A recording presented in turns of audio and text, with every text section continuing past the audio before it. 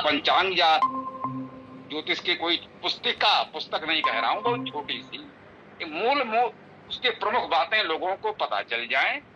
और पंचांग के नाम पर विशुद्ध कैलेंडर चाहिए जिसमें ये संपात, उत्तरायण, दक्षिणायन या ये कह लो 12 संक्रांतियां बिल्कुल सही जो प्राकृतिक होती हैं वही रहें। जिस दिन सबसे बड़ा दिन है वो हमारा दक्षिणायन है, उसे कर्क संक्रांति कह लें या कुछ भी कह लें, ऐसे ही मकर संक्रांति, ऐसे ही दोनों संपात, और कुल मिलाकर वर्ष की पूरी 12 संक्रांतियां बिल्कुल तय होनी चाहिए। इसमें कोई हेर फेर, हमें कोई गुड़ा भाग नहीं चाहिए कि इस वजह से आगे हो गया, इस वजह से पीछे हो गया, लगत ने क्या लिखा है, सूर्य सिद्धांत में क्या कहा है, 12 मेहर ने भास्कराचार्य ने क्या बताया है, हमें कोई लेना देना नहीं है। ये भैया प्राकृतिक विषय है, ये कोई धर्मशास्त्र नहीं कि मोहम्मद साहब कह गए हैं तो यही होगा।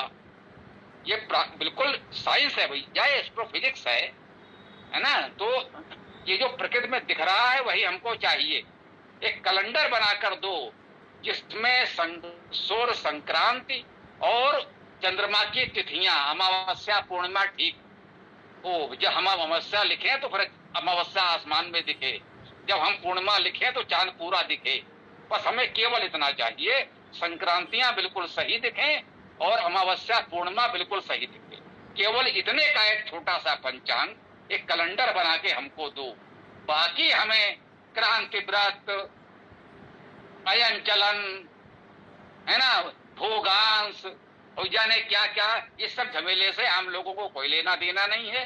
ज्योतिष के विद्वान अपना जो चाहे आपस में गुणा भाग, गणना, शास्त्रार्थ करते रहें। हम जन सामान्य की बात कर रहे हैं, उनके लिए इतने भर का पंचांग मुझे चाहिए। वो कर सकते हो तो कर दो। आचार्य दास ने, लोकेश जी ने बहुत अच्छा कार्य किया है, मैं उन्हें प्रणाम करता हूँ। लेकिन ये जो हम उनसे चाहते थे, इस पर वो बात करने को तैयार नहीं हुए, यही उनसे थोड़ा सा हमारा रह गया है। तो बेटा तुम लोग एक कर डालो तो मुझे लगेगा उनसे बड़ा कार्य तुमने कर दिया। स्वामी जी नमस्ते, साथियों सभी को नमस्ते। ओम नमस्ते भैया जी, बहुत बहुत स्वागत है आप सभी मित्रों का। गुरुदेव, एक थोड़ा सा हल्का सा प्रश्न मेरा था, अनुरोध है। प्रश्न क्या अनुरोध है? वर्ष का प्रारंभ होता है चैत्र के शुक्ल पक्ष में प्रथमा दिन, और महीने का प्रारंभ होता है होलिका के बाद से। मतलब वर्ष का प्रारंभ और महीने का प्रारंभ एक साथ होना चाहिए कि अलग अलग होना चाहिए? ये थोड़ा सा कुछ कम समझ में आता है। अंधेरे में महीना प्रारंभ हो गया, वर्ष उजाले से प्रारंभ हो गया। तो इस पे अगर हो सके आप तो कुछ जानकारी दे दे तो अच्छा रहेगा। धन्यवाद। निश्चित रूप से ये विसंगति है, और मुझे लगता है हमारे आपके सबके मन में जो थोड़ा सा जागरूक हुआ इस दिशा में पंचांग की ओर, तो सबसे पहला प्रश्न यही उठता है जो लोगों को स्पष्ट दिखता है। भैया ऐसा तो नहीं हो सकता है कि 1 जनवरी से मास आरंभ हो गया, अब 16 जनवरी को नया वर्ष आरंभ होगा? भैया ये तो कहीं नहीं होता। चाहे जितनी विसंगतियां हैं, लेकिन ये विसंगति तो मुझे मेरी जानकारी में किसी कैलेंडर पंचांग में नहीं, ये केवल हमारे यहाँ पाया जाता है। और ज्योतिष के जानकार बताते हैं पहले ऐसा नहीं था, पहले दोनों एक साथ ही आरंभ होते थे। बीच में कुछ महान ज्योतिषियों को कुछ महान बातें सूझी, उनकी गणना में कुछ चूक हो रही थी, तो कुछ बिगड़े हुए को सुधारने के लिए उन्होंने ये व्यवस्था बिगाड़ दी कि मास और वर्ष अलग अलग होने लगे। मतलब कुछ बिगड़ गया था, उसको सुधारने के प्रयास में ये जो ठीक चल रहा था उसको बिगाड़ दिया, ऐसा सुनने जानने में आया है। बाकी तो विशाल जी ही इस पर कुछ बता सकते हैं, जो उनका अधिकृत विषय है। तो अब आप लोग बताएं। ब्राह्मण ग्रंथ में भी लिखा हुआ है ये, और वो उसमें ये है कि होलिका के बाद ही वर्ष प्रारंभ होना चाहिए। धन्यवाद गुरुदेव। संदर्भ उसका मेरे पास है, लेकिन भैया पहली बात तो किस ब्राह्मण ग्रंथ में होलिका का उल्लेख है, यही तो एक नई जानकारी है। क्या होलिका उस समय थी जब ब्राह्मण ग्रंथ लिखे गए? पहला प्रश्न तो ये है कि होलिका इतनी प्राचीन तो नहीं है। होली, दिवाली, दशहरा, जितने पर्व मनाए जा रहे हैं आजकल, ये इतने प्राचीन तो नहीं है। ब्राह्मण ग्रंथ छोड़ दीजिए, वो तो वैदिक काल के हैं। जो पौराणिक काल के ग्रंथ हैं, पौराणिक काल जिसे हम कहते हैं, उस समय भी यूं कह लीजिए बौद्ध काल, मौर्य काल तक तो इन पर्वों का कहीं दूर दूर तक लता पता नहीं था। तो ये पर्व तो बहुत आधुनिक हैं, तो ये उसमें लिखने का तो एक तो कोई औचित्य ही नहीं है। दूसरी बात, ब्राह्मण ग्रंथ में न सही कहीं और ये लिखा भी हो तो होलिका के पश्चात वर्ष प्रारंभ करे, इस पर किसे आपत्ति है? क्या ये भी लिखा है कि मास का आरंभ 2 सप्ताह पहले कर दिया जाए, एक पखवाड़े पहले मास का आरंभ हो जाए और मास के मध्य से वर्ष का आरंभ हो? ये भी लिखा है क्या कहीं? मेरी जानकारी में तब तक नहीं आया, किसी से सुना भी नहीं। पढ़ने की तो बात छोड़ दीजिए। अब ये देखना है कि इसी चर्चा को करना है या मंत्र करना है, ये भी आप लोग विचार कर लीजिएगा। अरे गुरुदेव, ये 9 संवत्सर जो मनाया जाता है वो चैत्र मास के दूसरे पक्ष से ही प्रारंभ से ही माना जाता है। 9 संवत्सर यही मनाते हैं, 15 दिन पीछे भूल जाते हैं। ठीक है, जैसा जो भी है। अरे विद्वानों की बात है, हम लोग तो सामान्य आदमी हैं, जो ये लोग बता देंगे उसी को मानना पड़ेगा। चलो मंत्र हो पाएगा कर लेंगे, नहीं तो नहीं। सही विशाल, जरा बताओ इस विषय में कुछ समाधान हो।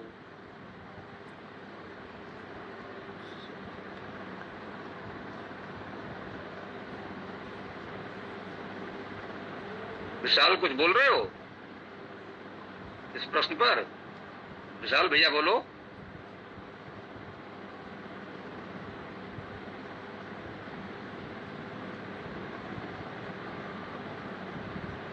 अच्छा, विशाल जी कह रहे हैं वो जहां पर हैं वहां कुछ समस्या है, इसलिए अभी नहीं बोल पाएंगे। तो कोई बात नहीं, फिर हम लोग मंत्र करते हैं और उसके पश्चात हाँ अवसर मिलेगा तो बताएंगे। विशाल जी तो लगातार जुड़े हुए हैं और स्वाभाविक है, अच्छे जानकार हैं। जब भी अवसर मिलेगा तो इसका समाधान कर देंगे, मुझे आशा है। हेलो, हाँ बोलो जी। यहाँ पे देखिए, मेरा विचार ये है कि भले ही इसमें 10 दिन कम से कम दे दिए जाएं ज्योतिष में, कम से कम जो बेसिक जानकारी है वो उसके आधार पे अपने खुद के दिव्य चक्षु खोलने चाहिए, क्योंकि ज्योतिष जो नाम है वो नेत्र का है। ऐसा नहीं है कि मैंने कुछ बोल दिया तो आपको मानना पड़ेगा, आपको मानना चाहिए, ऐसा नहीं है। पुराने टाइम पे ज्योतिष का ज्ञान सबको होता था, किसान को भी ज्योतिष का ज्ञान होता था। वो भी जब फसल बोता था अपने ज्योतिषीय ज्ञान के आधार पे ही बोता था, कौन सी ऋतु आएगी, कौन सा मास आएगा। तो यहाँ पे ये अंधविश्वास मत कीजिए कि मैं जो कह दूंगा या कोई भी ज्योतिषी जो कह देगा उसको आप मान लेंगे, ऐसा मत कीजिए। आप, मैं कहूँगा, ग्रंथों से जुड़िए या फिर कुछ दिन अध्ययन कर सकते हैं। मैं हेल्प कर सकता हूँ उसमें, या और कोई भी हेल्प कर सकते हैं। किसी भी तरीके जो आपको सुविधा उपलब्ध हो उस तरीके से कर सकते हैं। यहाँ पे जो कि मेरे कहने से या किसी के कहने से नहीं करना है, वहाँ पे आप खुद अपनी बुद्धि लगा करके निर्णय लीजिए कि आपको कौन सा मार्ग अपनाना है। आप यहाँ पे सायन मार्ग भी है, निर्यण मार्ग भी है। अब वो कृष्ण प्रतिपदा चैत्र से भी आरंभ होता है, शुक्ल प्रतिपदा से भी होता है। उसके पीछे के जो लॉजिक है उनको समझ लीजिए, फिर आपका जैसा मन करे वो वाला मान सकते हैं, कोई दिक्कत नहीं है जी। वही बात हो रही है कि जानकारी मिलेगी। हम लोग ये कहते हैं यहाँ पर हम लोग केवल जानकारी का आदान प्रदान करते हैं, कोई बात किसी पर थोपते नहीं, कोई हारता जीतता नहीं, हम शास्त्रार्थ नहीं करते कि हाँ साहब कौन जीता कौन हारा किसकी बात। भैया सब लोग अपनी जानकारी का आदान प्रदान करते हैं, जिसको जो अच्छा लगेगा वो मान लेगा, यहाँ इतना ही करते हैं। तो जैसा कि तुमने ये कहा कि 10 दिन या क्या, तो इसे कहा ना आचार्य दार्शनिक लोकेश जी ने बहुत समय तक ज्योतिष कक्षा करी है यहाँ पर, तो कह सकते हैं बहुत कुछ बेसिक जानकारी तो लोगों को हो ही गई है, तभी ये प्रश्न उठ रहे हैं, ये भी समझ लीजिए। एक तो सहज भाव से प्रश्न थे ही पहले से, जब उन्होंने इतना पढ़ा दिया, कुछ बेसिक जानकारी हो गई तो और प्रश्न उठने लगे। पहले जानते नहीं थे तो थोड़े प्रश्न थे, जानकारी हो गई तो नए नए प्रश्न आ गए, अब उसके उत्तर उन्होंने दिए नहीं, यही मुख्य समस्या है। तो अगर तुम चाहो तो हो सकता है सप्ताह में 1 दिन कर लो या प्रतिदिन कर लो। भाई मान लीजिए मंत्र का क्रम यदि ना भी तोड़ें तो मंत्र में मान लीजिए 10 मिनट लगते हैं, 10 मिनट मंत्र कर लें, उसके पश्चात बहुत समय मिलता है, आधे घंटे अपना 2 घंटे ज्योतिष पढ़ाओ, कोई समस्या नहीं है, किया जा सकता है, ठीक है ना। इसमें हम पता है क्या करते हैं, जब मैंने ज्योतिष सीखा था मैंने केवल 3 किताबें खरीदी, तब मुझे लगा था कि हाँ जी इससे काम हो जाएगा। लेकिन धीरे धीरे करके जैसे जैसे हमारी बुद्धि बढ़ती जाती है, जैसे आपने बताया ना कि लोकेश जी ने ही पढ़ाया है, लेकिन तब अलग टाइप के क्वेश्चन बनते थे, अब अलग टाइप के बनते हैं। क्वेश्चन तो ये है कि जब तक उनके उत्तर, क्योंकि ज्योतिष पूरा का पूरा अपने आप में ज्ञान का सागर है, फलित ज्योतिष भी ऐसी है, गणित ज्योतिष भी ऐसे ही है। उसमें जब हम सूर्य सिद्धांत से संतुष्ट ना हुए तो केतकी ग्रह गणितम मैंने पढ़ी, केत की ग्रह गणितम भी मुझे लगा कि पुराना, तो ये भी हो सकता है। तब मैंने IAU की गणित पढ़ी, तो ये बनता रहेगा कि यहाँ पे ये त्रुटि रहेगी, ये त्रुटि रहेगी। तो इस हिसाब से ये जो अध्ययन होता है, इसलिए ही पूरा कोर्स बोला जाता है कि पूरा अध्ययन करना चाहिए। जैसे धर्म के विषय में है ना कि एक मेडिकल साइंस वाला व्यक्ति धर्म पे केवल प्रश्न तो करेगा, लेकिन जैसे समय उसने मेडिकल साइंस में दिया है उतना समय वो धर्म के प्रति नहीं देता है। तो प्रश्न बनते रहेंगे, तो समय देना पड़ेगा धर्म के प्रति। जो कथाएं हैं, जो उसमें अंधविश्वास जुड़ा हुआ है, या वेद हैं उसमें जो लग रहा है कि गलत व्याख्यान उसमें हो रहा है, तो उसमें थोड़ा समय देना पड़ेगा।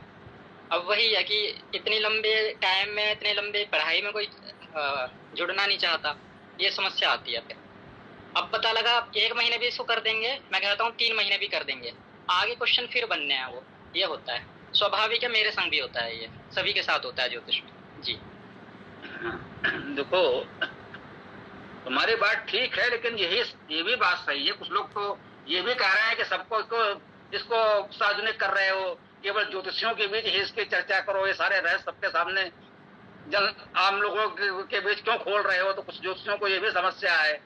लेकिन अब आचार्य दास ने, लोकेश जी भी हैं, तुम्हारे जैसे लोग भी हैं जो पब्लिक डोमेन में आ गए हैं कि नहीं, ज्योतिष ऐसा भी नहीं है कि इसे इतना छिपा के रखा जाए, कुछ सामान्य बातें लोगों को जाननी चाहिए।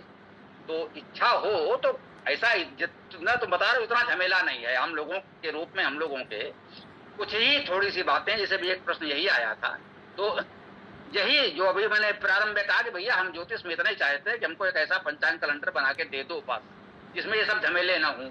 जब मास आरंभ हो तो वर्ष भी आरंभ हो, बीच में न हो, उसमें चाहो तो एक पॉइंट ये भी जोड़ सकते हो।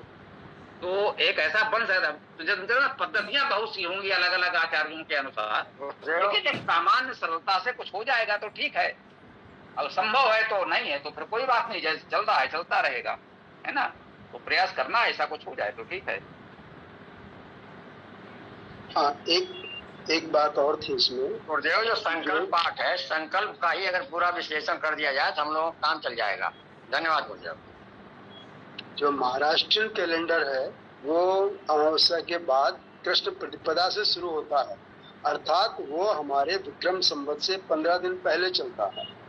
दूसरी बात एक और इसमें जानना चाहते हूँ, ताजी घटना घटी है कि जो चंद्र ग्रहण था, अभी शायद हमारे ख्याल से मार्च अप्रैल में आया था, वो चंद्र ग्रहण भारत में दिखा नहीं। तो जब भारत में नहीं दिखा तो ढंढेरा क्यों पीटा गया? अब कोई कहे भाई दुनिया में दिखता है, तो दुनिया में जहाँ दिखता है वो लोग इसको समझे ना, भारत में क्यों उसके लिए इतना शोर मचा? ये विषयांतर हो रहा है भाई, यही समस्या कई बार हम आपसे कह चुके हैं, विषयांतर न कर। हम यहाँ गणित की बात कर रहे हैं, चंद्र ग्रहण के तहत ढंढोरा पीटने का कहाँ से आ गया बीच में? चंद्र ग्रहण क्यों कैसे होता है इस पर तो हम चर्चा कर लेंगे, और चंद्र ग्रहण पर ये लोग क्या ढिंढोरा पीटते हैं, इस समस्या पर तो हम कोई बात नहीं करते कभी। इतनी गंभीर बात हो तो उसको इतने हल्के में नहीं ले जाना चाहिए, है ना। बताया था कि विशाल जी का चूंकि विषय जैसे आचार्य दर्शने लोकेश जी थे, वैसे ही हमारे लिए विशाल जी हैं, जिस विषय पर कुछ आवश्यक जानकारी दे सकते हैं। हम केवल इतनी बात कर रहे थे, है ना। वो ये सब चीजें नहीं लानी चाहिए। तो चलो, मुझे लगता है कि एक मंत्र कर लिया जाए और फिर देखते हैं आगे भी विशाल जी से चर्चा होती ही रहती है। कोई व्यवस्था बनेगी तो बनेगी, कुछ मुख्य छोटी छोटी बातें बता देना। बाकी यहाँ पूरी ज्योतिष पढ़ाने की आवश्यकता नहीं है। हम लोगों की आयु देख ही रहे हो, पीसी सिंह जी हमसे भी बहुत आयु में बड़े हैं, हरीश जी भी, अन्य लोग भी सब एक तरह से वरिष्ठ नागरिक की स्थिति में हैं। तो बेटा उतना तो ना पढ़ा पाएंगे कि तुम्हारी तरह से कोई PhD करेगा, लेकिन एक सामान्य छोटी सी जानकारी जो एक सामान्य व्यक्ति को होनी चाहिए, उतनी चाहिए, उतनी है, ठीक है ना। तो चलिए मंत्र देखते हैं, ये आ भी गया है। तो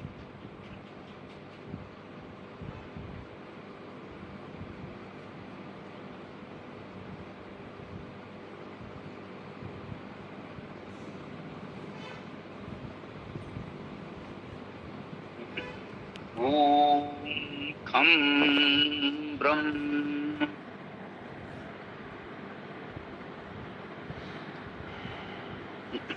ओम गृह सूक्त या विवाह सूक्त भी कहते हैं, मान लें। यजुर्वेद मंडल 10 सूक्त 85, इसका मंत्र संख्या 42 आज हम लोग पढ़ेंगे।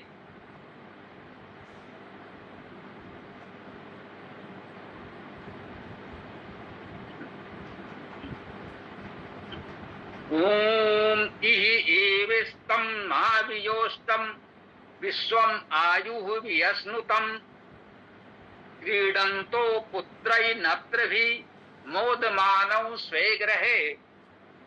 बहुत सुंदर मंत्र है, बहुत सुंदर प्रेरणा है और आज के समाज में इसकी बहुत उपयोगिता है।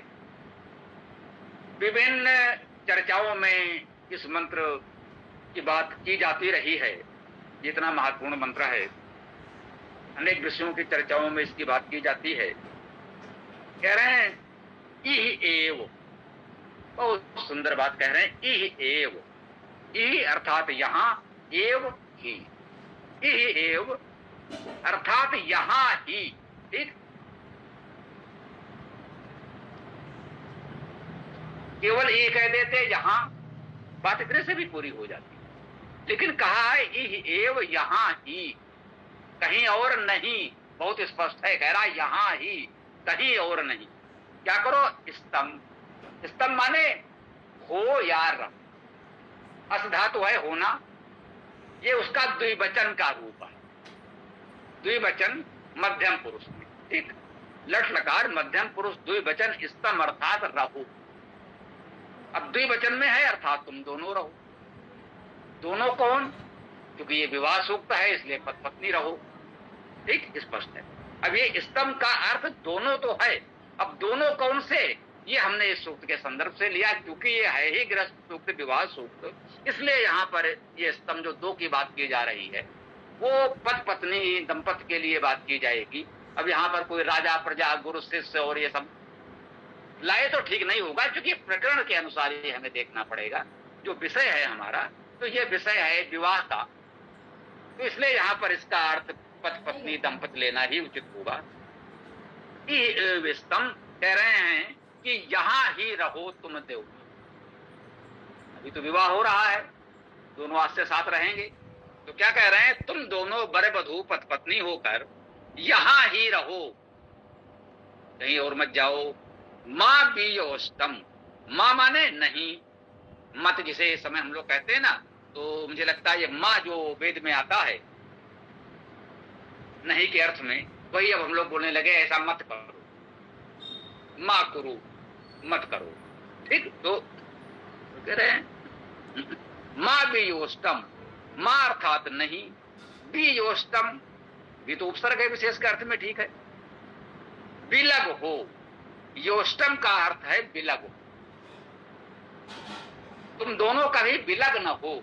आज विवाह हो रहा है तो आपको कह रहे हैं इहेव स्तम मां वियोष्टम, यहां ही रहो और कभी भी विलग न हो, एक दूसरे से कभी अलग न हो, सदा एक साथ रहो। कब तक? विश्वम आयु वियस्नुतम, विश्वम अर्थात सभी। ये ध्यान दीजिएगा, इस समय विश्व शब्द का प्रयोग इस भूमंडल पृथ्वी के अर्थ में होने लगा है। वो कह सकते हैं जो गुरूढ़ अर्थ है समय के साथ हो गया। शाब्दिक अर्थ विश्वम का होता है सभी, ये सर्वनाम है, इसका अर्थ है सभी। ठीक, विश्वम अर्थात सभी, आयु, आयु तो हम सब जानते ही हैं। ठीक, सभी आयु अर्थात संपूर्ण है। विश्व का अर्थ सभी, संपूर्ण तो समानार्थी ही हैं। तो विश्वम आयु अर्थात संपूर्ण आयु। भी अश्नुतम, भी विशेष रूप से उपसर्ग है, अश्नुतम। अस का क्या अर्थ है? अस का अर्थ भोजन करना भी है, भोग करना। देखिए, भुज धातु से भोजन भी बना है, भुज धातु से भोग भी बना। तो भोजन करो भोग करो एक ही बात हुई, भुज धातु से ही होगा। भोजन को भी लोग सम्मान से कहते हैं, भाई भोग लगाएं, भोग ग्रहण करें, है ना।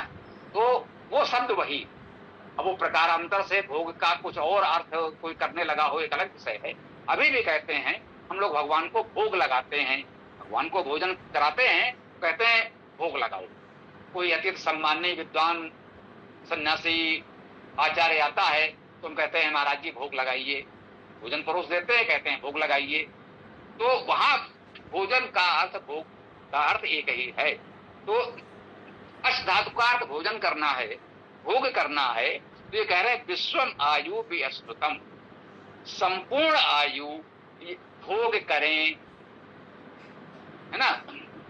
अब यहाँ अस्कार केवल भोजन करना वो रहे कि जीवन भर खाते ही रहें, नहीं, यहाँ उसका व्यापक कर दिया, संपूर्ण आयु का उपभोग करें।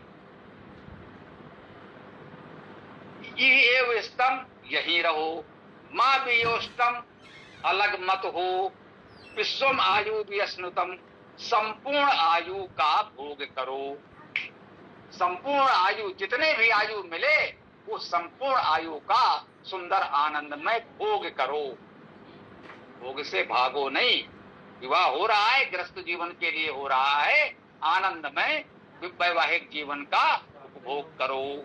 ठीक, आगे कहते हैं क्रीडंतो, क्रीडंतो भी द्विवचन में है। क्रीडंतो अर्थात खेलते हुए, क्रीड क्रीड़ा खेलना जानते ही हैं आप लोग, तो क्रीडंतो का अर्थ है खेलते हुए, द्विवचन में है, अर्थात आप दोनों पति पत्नी दंपति, तो आप दोनों पति पत्नी दंपति क्रीडंतो अर्थात खेलते हुए। अब देखिए आगे आया है पुत्राई, पुत्राई शब्द बहुवचन में है, तृतीया विभक्ति कर्ण कारक, तो क्या अर्थ हुआ, पुत्राई अर्थात पुत्रों के साथ। अब इस समय क्या है, एक भी पुत्र हो गया बोले बहुत है, एक पुत्र एक पुत्री हो जाए बोले बहुत है, नहीं, वेद कह रहा है पुत्राई, पुत्रों के साथ। और संस्कृत में बहुवचन है, तो बहुवचन में संस्कृत में न्यूनतम 3 होने चाहिए। एक की बात करता तो एक वचन में पुत्र कहता, 2 की बात करनी होती तो 2 वचन में कहता। पुत्र कहा है तो न्यूनतम 3 पुत्र तो होने ही चाहिए, बहुवचन की बात कर रहा है। तो पुत्रों के साथ न्यूनतम 3 तो होंगे, अधिकतम कितने हो सकते हैं वो आप जाने, जिसकी जैसी परिस्थिति हो, लेकिन 3 तो चाहिए चाहिए। ठीक, तो क्रीडंतो पुत्रई, खेलते हुए पुत्रों के साथ, और किनके साथ, नप्त्र भी, नातियों के साथ, क्योंकि संपूर्ण आयु भोग करना है, संपूर्ण आयु यही रहना है, कहीं भागना तो है नहीं। तो फिर आपके पुत्र भी होंगे, फिर पुत्र बड़े होंगे तो उनके भी पुत्र पुत्रियां होंगी, तो फिर आपके वो नाती होंगे, है ना, आपके नाती होंगे, पौत्र होंगे। तो कह रहे हैं पुत्र नत्र भी, पुत्रों और नातियों के साथ, नत्र भी बहुवचन में है, तृतीया विभक्त बहुवचन नत्र भी, तो पुत्रों के साथ नातियों के साथ क्या करें, मोद मानव। देखिए मोद मानव भी द्विवचन में है, आप दोनों ही मोद मानव अर्थात आनंद करते हुए, मुद धातु आनंद करने के अर्थ में है, मोद प्रमोद आज भी आप सुनते हैं जानते हैं, बहुत समझाने की आवश्यकता नहीं है ना। कहते हैं लोग आमोद प्रमोद अर्थात आनंद प्रसन्नता पूर्वक, मुद धातु प्रसन्न होना आनंद करना इसी अर्थ में आता है, तो है ना, मुद धातु हर्ष होना आनंद होना, एकत्र करने का विभाव है, तो दोनों एकत्र रहें, अपने पूरे पुत्रों पौत्रों पूरे परिवार के साथ एकत्र होकर रहें, आनंद करते हुए रहें, प्रसन्न हर्षमय रहें। कहाँ रहें, स्वे ग्रहे, स्वे अर्थात अपने, स्वाकार्थ अपना सब जानते हैं, ठीक, स्वे अपने, ग्रहे घर में, स्वे ग्रहे दोनों में सप्तमी विभक्ति एक वचन है, ठीक है ना। क्या करना है, पति पत्नी दंपत के लिए कहा गया, द्विवचन में बहुत बार आया, ठीक, जहां पति पत्नी की बात की जाती है वहां द्विवचन आता है। एव स्तम, स्तम द्विवचन में, यहाँ ही दोनों रहें, माँ भी उष्टम, दोनों कभी अलग न हो, विश्व आयु भी अस्मृतम, संपूर्ण आयु भोग करें, ये भी द्विवचन में है। क्रीडंतो खेलते हुए द्विवचन में है, लेकिन पुत्र नप्त्र भी बहुवचन में है, बहुत से पुत्रों नातुओं के साथ खेलते हुए, मोद मानो द्विवचन में है। आप दंपति अपने अनेक पुत्रों पौत्रों नातियों के साथ खेलते हुए, मोद मानव आनंद करते हुए, हर्ष मनाते हुए, प्रसन्नता पूर्वक एकत्र करते हुए, पूरे परिवार को एकत्र करते हुए स्वेग रहे, अपने घर में रहे। ठीक, स्वेग रहे, ये एक वचन। भैया घर तो एक ही होगा, घर अलग अलग बंटवारा नहीं करने देंगे। वेद समझा रहा है कि आपके पुत्र भी होंगे, पौत्र भी होंगे, नाती होंगे, सब होंगे। पुत्रों पौत्रों नातियों के साथ भरा पूरा परिवार सबके साथ अपने घर में प्रसन्नता पूर्वक हंसते खेलते संपूर्ण आयु भोग करें। घर एक होगा, एक घर में सब लोग साथ रहेंगे, कोई घर छोड़कर भागेगा नहीं।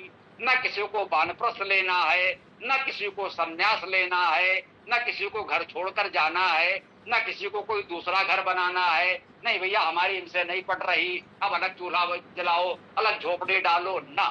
वेद कहता है पूरा संयुक्त परिवार एक घर में पूरे जीवन भर नातियों पुत्रों पौत्रों नातियों सबके साथ पूरे जीवन भर आप आनंदमय उपभोग करें, आनंदमय संपूर्ण जीवन का भोग करें। कितना सुंदर संदेश इस मंत्र ने दिया है। इसको आशा है कि आप लोग सही अर्थों में समझेंगे। आज के समाज में, आज के जीवन में ये मंत्र हम लोगों को बहुत कुछ उत्तम मार्गदर्शन दे सकता है। तो यहाँ पर हम अपने मंत्र व्याख्या को विराम देते हैं। तो आगे आप लोगों का जो भी प्रश्न आदि वो रख सकते हैं। तो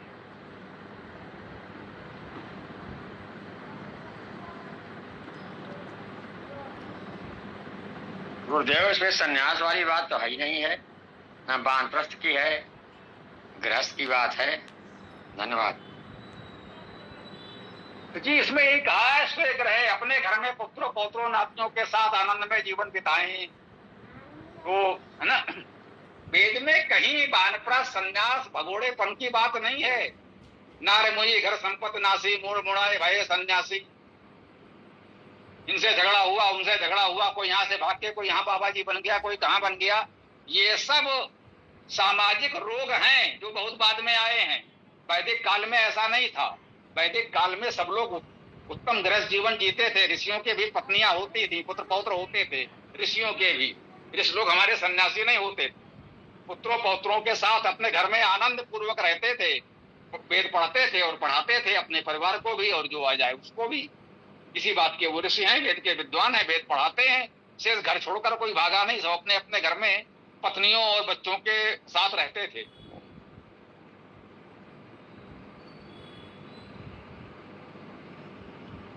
जी, मेरे मत में अथर्ववेद कांड 15 में संन्यास का वर्णन है। वहाँ लिखा हुआ है ना, व्रात्यो अतिथि गृहाना आगच्छेत। तो गृहाना आगच्छेत, तो गृहस्थ के घर में कौन आएगा? अतिथि आएंगे। अतिथि कौन है? जिसके आने जाने की कोई तिथि ना हो वो।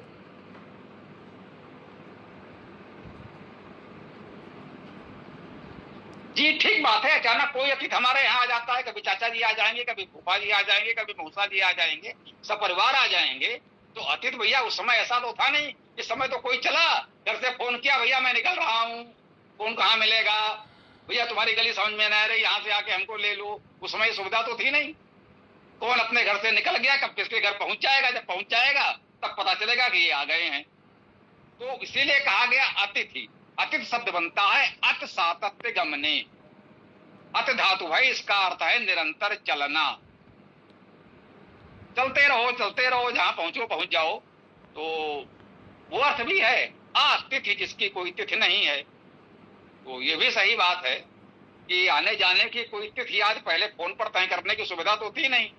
चल दिए, अधिकांशतः पद यात्रा ही करनी पड़ती थी, इस तरह के साधन भी नहीं थे।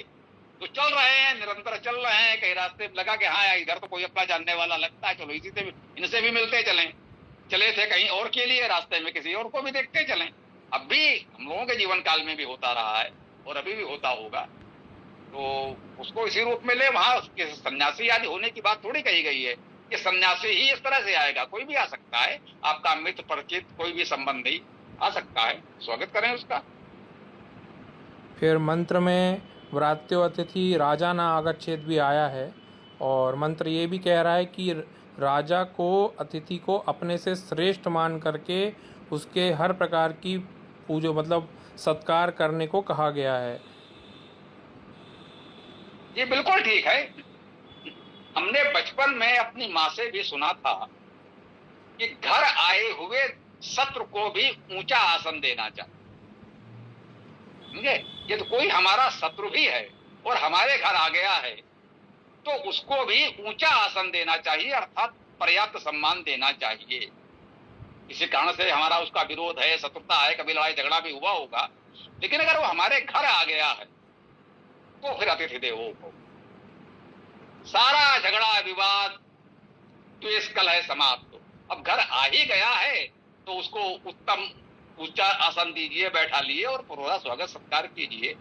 तो अगर राजा को एक कर्तव्य बताया गया है कि भैया आप भले राजा हूं लेकिन आप अपने पद के अहंकार में इतना न हो, कोई अतिथि आता है, छोटा भी हो, सामान्य व्यक्ति भी हो, निर्धन भी हो, तो उसका पूरा सम्मान करें, ये अच्छी बात है, होना चाहिए।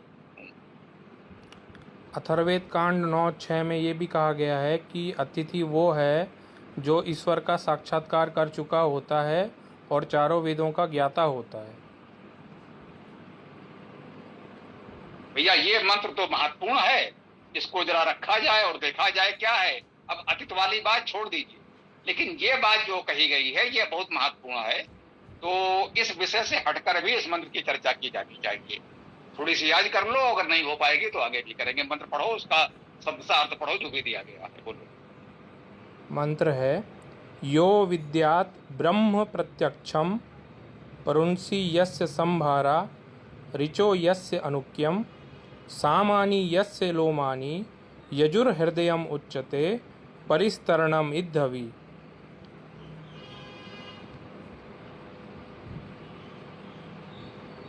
ठीक है, ये मंत्र संख्या बोलो जरा। अथर्ववेद कांड 9 सूक्त 6।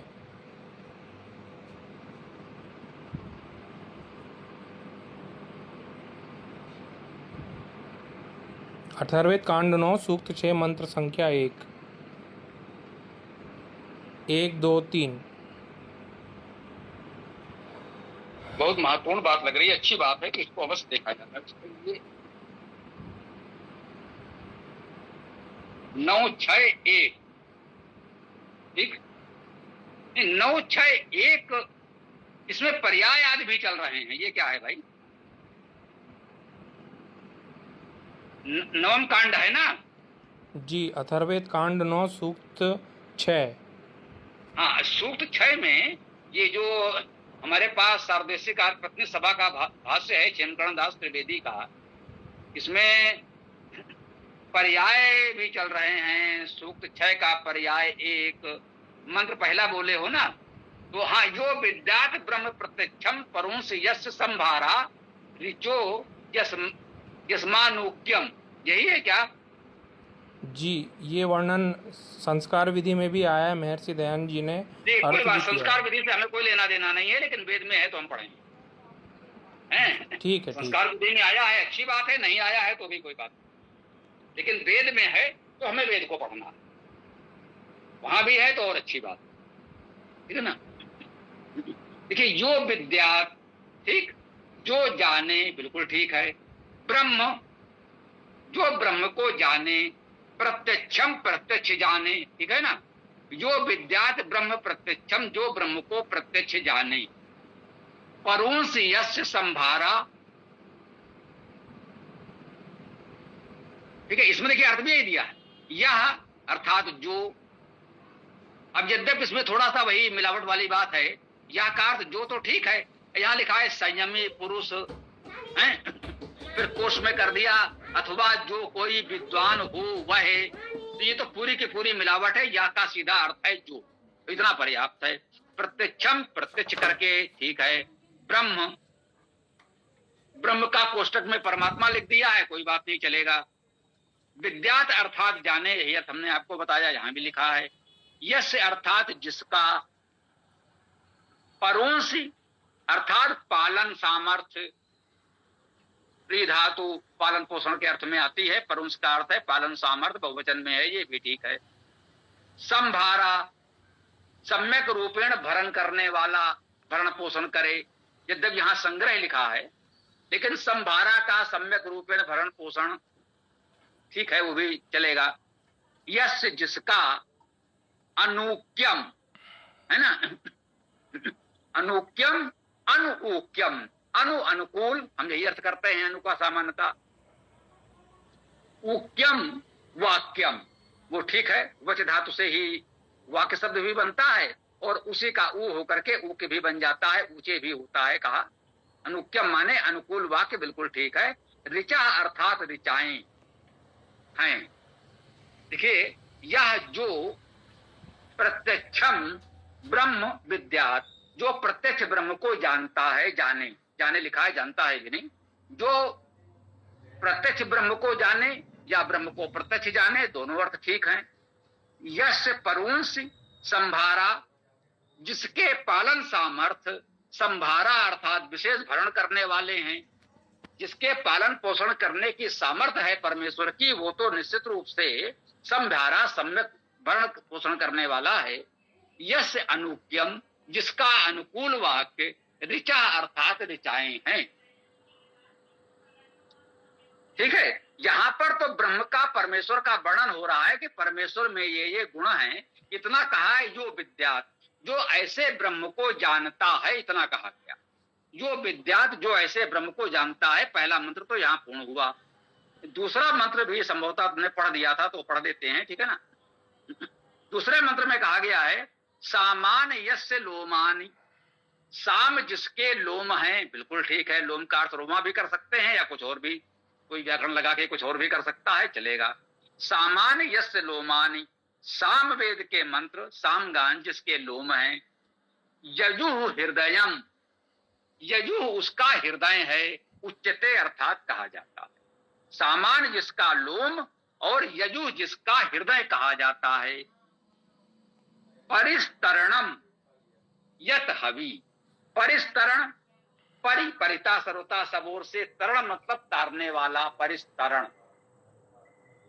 वैसे आस्तरण परिस्तरण ओढ़ने बिछौने के अर्थ में भी आ जाता है, चाहे तो उस अर्थ में ले लें। या इन्होंने क्या लिखा है, देखिए, परिस्तरण का अर्थ इन्होंने लिखा है सब ओर फैलाओ, बिल्कुल ठीक है। परि, वही मैंने कहा ना, परिकार्थ परिता सब ओर से सर्वता, इस तरणम फैलाओ इन्होंने लिखा है, ठीक लिखा है। तो परिस्तरण सब ओर फैलाओ। इद्धवि, इत अर्थात ही, हवि अर्थात दान। हवि क्या है, हु धातु का अर्थ दान करना और आदान प्रदान करना है। ये कह रहे हैं सब ओर फैलाओ ही उसकी हवि है। अब हवि का अर्थ लोग हवन करने की सामग्री यदि मानना भी चाहें तो ये कह रहे हैं कि उसका जो सब ओर फैलाव है, विस्तार है, उसकी सर्वव्यापकता है, वही उसकी हवि है। उसको किसी अन्य सामग्री की हवि की आवश्यकता नहीं है। इसमें भैया कहाँ संन्यास है, कहाँ वानप्रस्थ है, हमें तो नहीं दिखा। आपके सामने एक एक शब्द मैंने पढ़ दिया, तो इसमें तो कहीं संन्यास, वानप्रस्थ और इस तरह की कोई बात मुझे तो नहीं दिखी। आपको दिखी हो तो बताइए। आगे मंत्र में है यद वा अतिथिपति अतिथिम प्रति पश्यति, वो वाला भी पढ़ लीजिए। ठीक है, तीसरा मंत्र भी पढ़ लेते हैं। यद वा अतिथि पति अतिथीन प्रतिपश्यति देव यजनम प्रेक्षते, बिल्कुल ठीक। यत वा, यत का अर्थ है जो, वा का अर्थ अथवा। लेकिन यहां पर इन्होंने अर्थ में वा को वह लिखा है, तो इससे आप लोग भ्रमित ना हो, मैं स्पष्ट कर दूं। ये वैदिक भाषा है, ये वा के पश्चात अतिथि आया है, अर्थात आ अक्षर है, ये स्वर है। स्वर से पूर्व ये जो वय था, इस अय का आ हो जाएगा। ये वैदिक भाषा में चलता है, तो भ्रमित ना हो, ये ठीक है। मंत्र में है यत वा, और अर्थ करते समय भाषार्थ में लिखा है यत वय, तो इसमें कोई समस्या नहीं है। यत वा अर्थात जब ही, वय का अर्थ ही होता है, वह होता तो अथवा का अर्थ करते, लेकिन ये वह है जो ये अतिथि के आ के कारण आ हो गया है, तो इसका अर्थ किया है यत वह अर्थात जब ही। ये अर्थ ठीक है, हम स्वीकार करते हैं।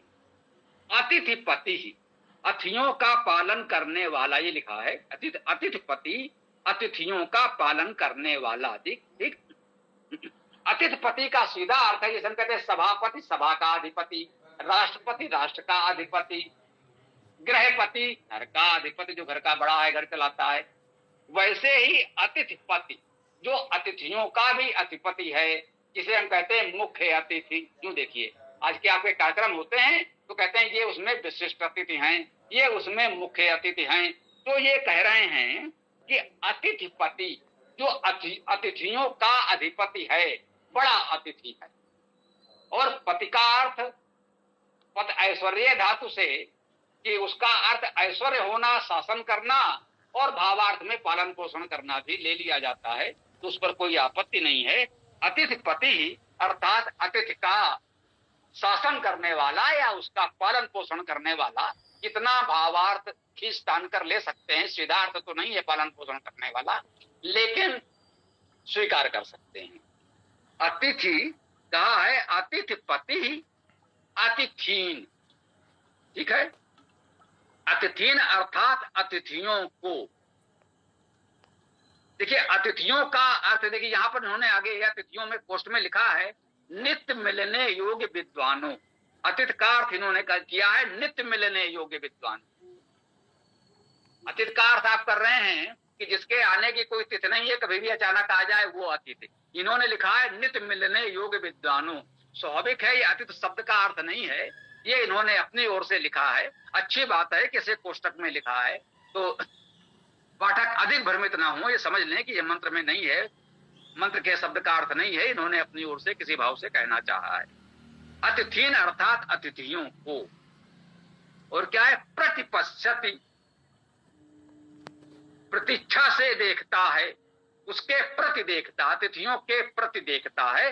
भाव सीधा सीधा यही है, प्रतीक्षा से देखता है, प्रतीक्षा करता है कि भाई हमारे मित्र हैं, अतिथि हैं, संबंधी हैं, जो भी हैं आएंगे। हाँ भाई हमें तो आपकी प्रतीक्षा थी, कोई आ गया अचानक, अरे आप आ गए, हम तो आपको ही स्मरण कर रहे थे, आपकी ही प्रतीक्षा कर रहे थे। भले कुछ भी हो, एक शिष्टाचार में हम लोग कह देते हैं, भले किसी को लगे कहाँ आ गए, हमें कहाँ हम उसमें लगे थे, थोड़ा कुछ बाधा पड़ी हमारे नियमित कार्य में, लेकिन एक शिष्टाचार कह रहे आइए आइए आपका स्वागत है, आपकी ही प्रतीक्षा कर रहे थे, आपका स्मरण कर रहे थे, आपको सब लोग स्मरण कर रहे थे, आप आ गए, सबको बड़ा अच्छा लगा, प्रसन्नता हुई। शिष्टाचार है कहते ही हैं, वही यहां भी कहा जा रहा है, ठीक है ना। प्रतिपश्यति, प्रतीक्षा से देखता है, इन्होंने अर्थ किया है, हम स्वीकार कर ले। पश्यत माने देखता है, कह सकते हैं कि उसके प्रति देखता है, अतिथियों के प्रति देखता है, अर्थात अतिथियों को देखता है, सीधा सीधा अर्थ ये, ठीक है। इसके आगे है देव यजनम।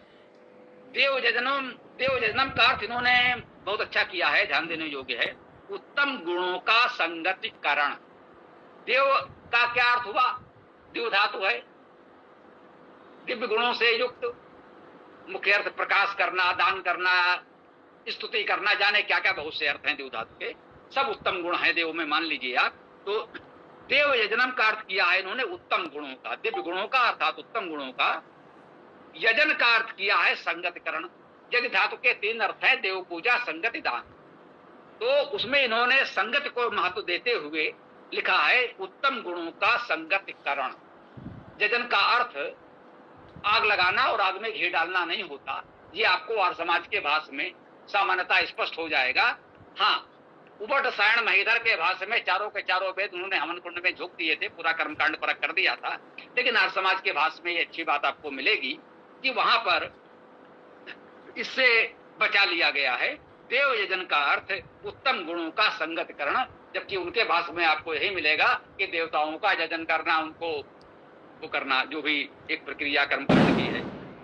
कहा गया है प्रईक्षते, अच्छे प्रकार देखता है। ये पूरा शब्दसार्थ मैंने पढ़ा, जो इन्होंने लिखा है, जो आर्य समाज के भाष्य में छपा हुआ है, वो अर्थ मैंने पढ़ा, लेकिन इसमें भी हमें कहीं ऐसा कुछ नहीं मिला, कोई वानप्रस्थी सन्यासी अब तक तो नहीं मिला। आगे भी आप जितना चाहें पढ़ लें, मुझे लगता है नहीं मिलेगा। यदि मन में पहले से है, मैं इस समय नाम नहीं लूंगा, एक सज्जन अपने लोगों से जुड़े हुए हैं, वो वेद में बहुदेववाद की बात कर रहे थे, इंद्रदेव, वायुदेव, विष्णुदेव, जाने अग्निदेव आदि आदि मान रहे थे, सब अलग अलग देव हैं, और जो कुछ भी हैं तो उस पर जब उनसे कहा गया कि भैया ऐसा तो कहीं कुछ हम लोगों को तो नहीं दिख रहा है, ये सब तो ईश्वर के गुणवाची नाम है। बोले नहीं नहीं, आप मन में ये मान कर चलिए कि अलग अलग देवता हैं, तब जब आप मंत्र पढ़ेंगे तब आपको वैसा अर्थ प्रतीत होगा।